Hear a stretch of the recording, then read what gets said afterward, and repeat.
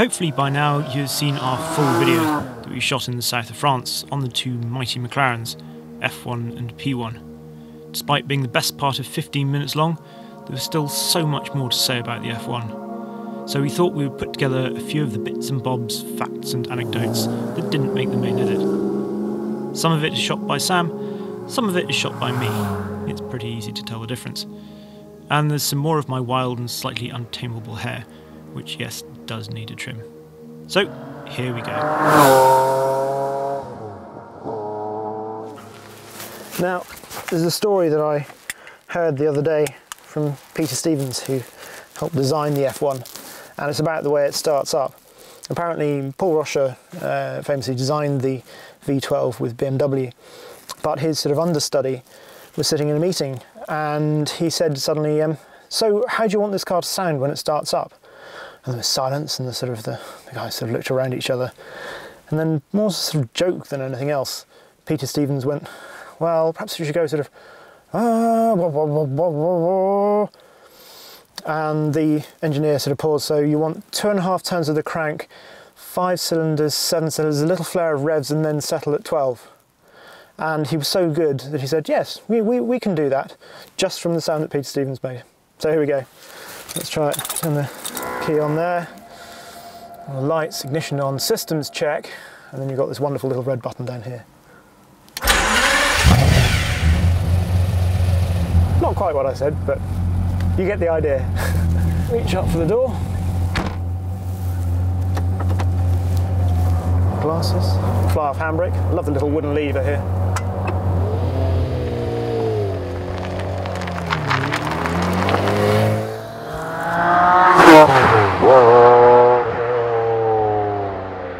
Incidentally, the horn, people think these two paddles behind the wheel might be for some early prototype of gear changing. It's not. There's some headlights, main beam and horn on the other side. So there you go. It's always nicely positioned though, always thinking. It's the little details. Love it. The exhaust, incidentally, was one of the main areas that BMW struggled with initially. The initial exhaust that they gave to McLaren was much heavier than McLaren wanted, as most things were, I suspect.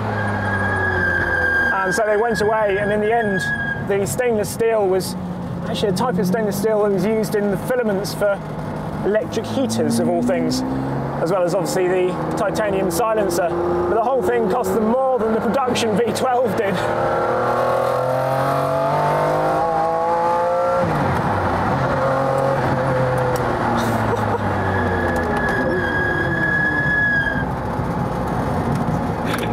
So we just had 3 days with our matching pair of McLarens, P1 and F1. And there's still a few things. I did a load of research beforehand, and there's a load of stuff that I just knew because this was one of the cars that I grew up absolutely just fascinated by. And so I thought all the geeky details that I didn't get to put in the other video, which you can see somewhere here if you click on a link, I thought I'd just tell you a few of them now. So we'll start at the front of the car. This car's actually had the headlight upgrade, which a few owners have. This has done about 40,000 miles, this car, so it's really well used, which is lovely. But because he drives at night, and the original headlights, obviously headlight technology has moved on somewhat. So these are absolutely brilliant, if you'll pardon the pun. The indicators from an Elan, Lotus Elan, which apparently they never told Ron Dennis about when they were designing it, because they knew that he wouldn't like it because it was from a Lotus. But of course Peter Stevens designed that Lotus Elan, so they were apparently the thinnest on the market, so that's why they chose them. In some of the original cars, the wing mirror, the original design, the wing mirror is actually sort of high up on the A-pillar here, and apparently there are actually 2 cars that exist with the wing mirrors on the A-pillar. I don't know, I always thought one of them was in Germany, but the other one definitely belongs to Ron Dennis. So yeah, he's got a silver car with the wing mirrors up there, despite the fact I think they're probably illegal. But windscreen, £15,000 if you chip one of those, so thankfully we haven't. Moving around here, the wheels, they knew some people down at OZ.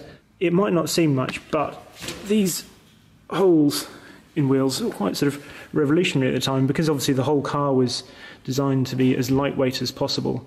They said, well, what happens if we sort of take a bit of weight out of these wheels by doing that. And OZ had actually pretty good CAD for the time, and they said, well, we've looked into it, and actually you save half a kilo a wheel and they're just as stiff. So of course sadly you can't actually patent a wheel design like that, so yeah, everyone's done it since, but pretty cool wheels. Moving around inside, obviously the 3-seat position which I've talked about, and that contrasting red leather which I talked about elsewhere. If you want to know how to actually release the door once you're sitting in it, it's this flap here. Across here, we have a look at the gear shift. The way of getting into reverse is a sort of an actual mechanical lock to stop you from misselecting first or reverse, and it's this thing here which you just slide forwards or backwards depending on whether you want to be in reverse or not, and the start buttons around the side there. On this side we've got the all the audio controls. Famously, of course, Gordon Murray didn't want a radio in the car, so you've just got a CD player. He thought radio was rubbish, so there is a specifically lightweight Kenwood stereo system which sits in the front. Just lift up the rear deck here. Now obviously there's all the gold under here, which is always fascinating, but this was apparently the one switch that annoyed Gordon Murray, and it controls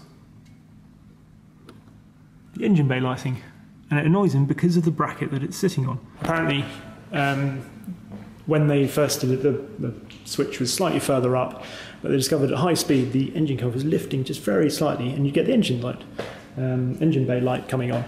So they had to move it further down, so they put a bracket, but it's a bracket on a bracket. And in a car that is sort of fastidiously designed like this, that wasn't really in the game plan. Tyres, Michelin SX, have to order a whole new batch not that long ago, I think. So all the odours clubbed together and obviously sent off to Michelin for the what look like sort of obviously fairly high profile tyres, but they give a particularly unique feeling to the car. Other things? Well, there is the bespoke toolkit made by French company Facom. Made from titanium, it weighs half that of its steel equivalent, although the pliers remain steel. A titanium nitride coating gives the tools their golden look. The 6.1 litre S70/2 BMW V12 was not only powerful and light, but very sophisticated for the time, capable of shutting down an entire bank of cylinders if it sensed a problem. The only issue these days is that the ancient computer they need to plug in for servicing is now something of a precious museum piece and has to be treated with kid gloves. The throttle pedal was handcrafted out of 6 individual pieces of titanium. Each needle in the instrument panel is individually machined.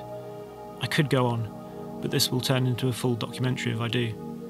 Suffice to say that with practice, I'm sure getting in and out of that central driving position can be done smoothly. It's a little bit of a palaver. Oh, let's do that again. I never did manage to find the door handle first time, and that engine note remains the greatest ever heard on a road car.